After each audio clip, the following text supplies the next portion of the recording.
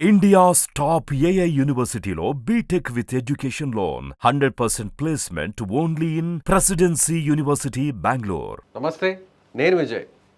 Telugu cinema industry ప్రక్షాళనకు Pawan Kalyan, AP deputy CM Pawan Kalyan ఇప్పుడు నడుం బిగించారా? ఆయన పేషి నుంచి, పవన్ కళ్యాణ్ డిప్యూటీ సీఎంగా ఉన్నటువంటి ఆయన పేషి నుంచి వచ్చినటువంటి ఒక లెటర్ అందుకు కారణంగా మారబోతుందా? ఎస్, దీని గురించి డిస్కస్ చేద్దాం. ఒక సాధారణ వ్యక్తి తన కుటుంబంతో థియేటర్కి వెళ్తే ఒళ్ళు గుల్ల చేస్తున్నారు. కనీసం 2 నుంచి 3 వేలు లేనిదే థియేటర్లో నుంచి బయటకు రాలేకపోతున్నాడు. సో ఈ రేట్ల విషయంలో, టికెట్ల రేట్ల విషయంలో కావచ్చు, అలాగే క్యాంటీన్లో అమ్మే పాప్కార్న్ చివరాఖరికి వాటర్ బాటిల్తో సహా ఇక పూర్తి స్థాయిలో నామమాత్రపు ధరలకు రాబోతున్నాయా? ఎస్, వీటి గురించి డిస్కస్ చేద్దాం. మనతో పాటున్నారు Telangana film chamber association secretary Anupam Reddy గారు. సార్ నమస్తే. సార్, పవన్ కళ్యాణ్ గారి పేషి నుంచి ఒక లెటర్ అయితే రిలీజ్ అయింది. థియేటర్స్ బంద్ అవుతున్నాయి, దీని వెనక ఒక కుట్ర ఉంది అనేది ఒక బయటకు వస్తున్నటువంటి వ్యవహారం.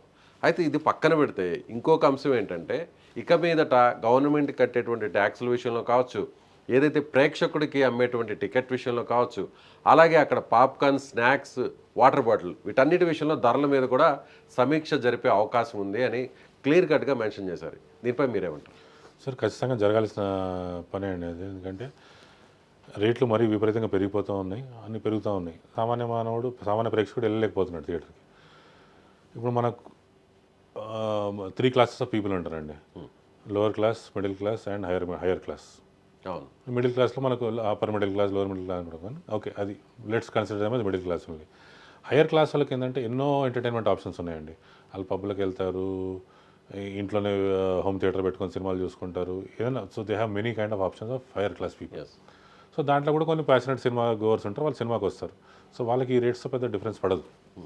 కానీ మేజర్ చంక్ ఏదైతే ఉందండి, lower class and middle class people, వీళ్ళు సినిమా చూసే ప్రేక్షకులు, యాక్చువల్ ప్రేక్షకులు. వీళ్ళు చాలా ఏంటంటే, సినిమాల్లో అంటుంటాం కదండి, వీలైతే వారానికో సినిమా, 10 నెలలకో సినిమా. నిజంగా అది 100% కరెక్ట్ అండి. అది అంటే కుటుంబాన్ని సంతోషంగా చూసుకుంటున్నాము అని అంటే, వారానికో లేదంటే 2 వారాలకు ఒకసారి ఆ కుటుంబ యజమాని ఫ్యామిలీతో సినిమాకి వెళ్ళడం అనేది ఒక పార్ట్గా మారింది జీవితంలో. అది పార్ట్ ఆఫ్ లైఫ్. అది సో అదేంటంటే, అది ఇన్ని సంవత్సరాలుగా నడుచుకుంటూ వచ్చింది. And they have been the real audience. వాళ్ళకి హీరోలతో పని లేదండి, వాళ్ళ ఫ్యాన్స్ కాదు, ప్యాషనేట్ సినీ గోవర్స్. అంటే సినిమాని ప్రేమించే వాళ్ళు. ప్రతి సినిమా, ఎట్లాంటి సినిమాను వెళ్ళి చూస్తాం, ఏ హీరో అయినా ఓకే, మాకు చూస్తాం, సినిమాని ప్రేమించేవాళ్ళు. సో ఇప్పుడు ఏమైపోయిందంటే సార్, ఏది బడ్జెట్లు పెరిగిపోయి విపరీతంగా. Let it be actors remuneration అనుకోండి, టెక్నీషియన్ రెన్యుమరేషన్ అనుకోండి, కాస్ట్ ఆఫ్ ప్రొడక్షన్ అనుకోండి, ఫారెన్ షూట్లు అనుకోండి, వాట్ ఎవర్ పెరిగిపోయింది బాగా. పెరిగిపోయేసరికి ప్రొడ్యూసర్కి ఒక భయం పుట్టుకుంది. నేను ఇంత పెట్టి, నేను ఇల్లు తాకట్టు పెట్టి తెచ్చాను, అక్కడ ఫైనాన్స్ పెట్టి చేసి సినిమా తీస్తున్నాను, నేనేమైపోతాను ఆ ఫియర్తో ఏంటంటే అండి, రేట్లు పెంచడం మొదలుపెట్టారు. ఏంటంటే తొందరగా నాకు వచ్చేస్తుంది, నేను తొందరగా రికవర్ అవుతాను, నా పిక్చర్ నా ఫైనాన్షియల్ పిక్చర్ 4-5 రోజులు, వారం రోజులు నాకు తెలిసిపోతుంది, ఎంతలో ఉంటాను, ఎంత లాస్లో ఉంటాను, ఎంత ప్రాఫిట్లో ఉంటాను. సో అది ఏం చేశారంటే, పెంచడం మొదలుపెట్టి పెంచడం మొదలుపెట్టి నాకు తొందరగా వచ్చేస్తుంది కదా, నేను తొందరగా రికవర్ అవుతాను అనే ఆలోచనలో చేశారు. కానీ వాళ్ళు అవుతున్నారు, కాదనట్లేదు. కానీ ఈ ప్యాషనేట్ సినీ గోవర్స్ ఎవరైతే ఉన్నారండి, వాళ్ళని కోల్పోతున్నాం మనం పోతాం. మీ డబ్బులు మీకు వచ్చేసింది, కానీ రన్ అయితే పోతుందండి. సినిమా రన్ అనేది పోయింది, మొత్తానికి పోయింది. ఫస్ట్ 3 రోజులు వచ్చేస్తుందండి ఈ రేట్ల వల్ల. దాని తర్వాత 4 రోజులు తక్కువ. 2వ వారం ఇంకా విపరీతంగా పడిపోతుంది. ఒకప్పుడు 100 రోజుల సినిమా, 50 రోజుల సినిమా అలా ఆడేది. కానీ ఈరోజు కరెక్ట్గా 2 వారాలు కూడా ఎక్కువ సినిమా ఆడట్లేదు. 2 వారాలు ఆడట్లేదు. సో జనాలకి, ఆ మిడిల్ క్లాస్ ఫ్యామిలీకి ఏమైపోయిందంటే, సరే ఓకే, అంత పెట్టి నేను ఖర్చు ఎందుకు పెట్టాలి, నేను 500, 600 నెలకు, 6 నెలలకు సబ్స్క్రిప్షన్ తీసుకుంటాను, ఓటీటీ 3 వారాలు 4 వారాలు ఓటీటీ వస్తుంది కదా, చూసుకుంటాను అనే విధానంగా వచ్చింది. ధైర్యం చేసి ఒక థియేటర్కి వెళ్ళాలంటే, ఫ్యామిలీతో భార్య 2 పిల్లల్ని తీసుకుని వెళ్ళాలంటే సినిమా రేట్ ఏమో 500 నుంచి 600 ఉంటుంది. ఒక్కొక్కసారి మీరు అన్నట్టు ఫస్ట్ వీక్లో చూస్తే 1000 రూపాయలు, 1200 ఉంటుంది. సరే ఓకే, మా నార్మల్ సినిమాకి వెళ్ళినా కూడా, అంటే మీరు చెప్పిన ఈ భారీ బడ్జెట్ సినిమాలు పక్కన పెట్టినా కూడా, ఒక నార్మల్ సినిమాకి వెళ్ళినా కూడా, చిన్నపాటి సినిమాకి, దానికి థియేటర్కి వెళ్తే అక్కడ స్నాక్స్, పాప్కార్న్ 350, 400. ఏంటి సార్ ఇది? ఇవన్నీ మల్టీప్లెక్స్లో ఉంటాయండి, సింగిల్ స్క్రీన్లో ఉండవు, మల్టీప్లెక్స్లకే వెళ్తున్నారు కూడా. మల్టీప్లెక్స్ ప్రాబ్లం ఏమొచ్చింది అదే చెప్తాను సార్. సినిమా ఏమొచ్చిందంటే, ప్రేక్షకులు ఇక్కడ తగ్గిపోయేసరికి ప్రేక్షకులు సినిమా చూడడానికి వచ్చే ప్రేక్షకులు తగ్గిపోయారు. సో టికెట్ మీద వచ్చే ఆదాయం పోతుంది వాళ్ళకి.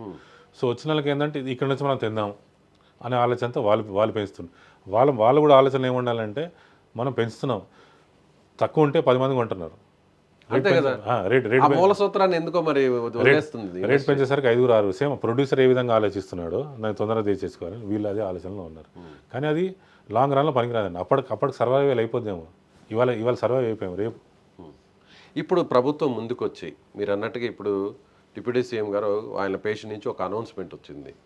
రేట్లన్నీ కూడా ప్రక్షాళన జరిగి సినిమా రేట్లని తగ్గించి ఒక స్టేబుల్గా ఒక రేట్ ఉండేటట్టు, అలాగే పాప్కార్న్, స్నాక్స్, క్యాంటీన్కి సంబంధించిన ఫుడ్ ఐటమ్స్ రేట్ను కూడా స్టేబుల్గా ఫిక్స్డ్ రేట్లు పెడితే మళ్ళీ తిరిగి ప్రేక్షకుడు వచ్చే అవకాశం ఉంటుంది ఎక్కువ సంఖ్యలో. 100% వస్తారండి. మీకు ఒక ఎగ్జాంపుల్ ఇస్తాను నేను. మల్టీప్లెక్స్ వాళ్ళు త్రూఅవుట్ ఇండియా సినిమా డే అని ఉంటుంది, అక్టోబర్లో ఉంటుందండి. అక్టోబర్ 30th ఆ టైంలో ఎప్పుడూ ఉంటుంది. సినిమా డే అని ఏం చేస్తారంటే 100 రూపాయలకి అమ్ముతారు టికెట్.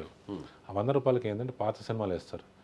ఏది హమ్ సాత్ సాత్ హై, హమ్ ఆప్కే కౌన్, దిల్ వాలే దుల్హనియా లే జాయేంగే, దిల్తో పాగలే, ఇవన్నీ మన చిన్నప్పటి సినిమాలు అవి కూడా వేస్తే 60-70% ఆక్యుపెన్సీలు వస్తున్నాయండి 100 రూపాయలకి.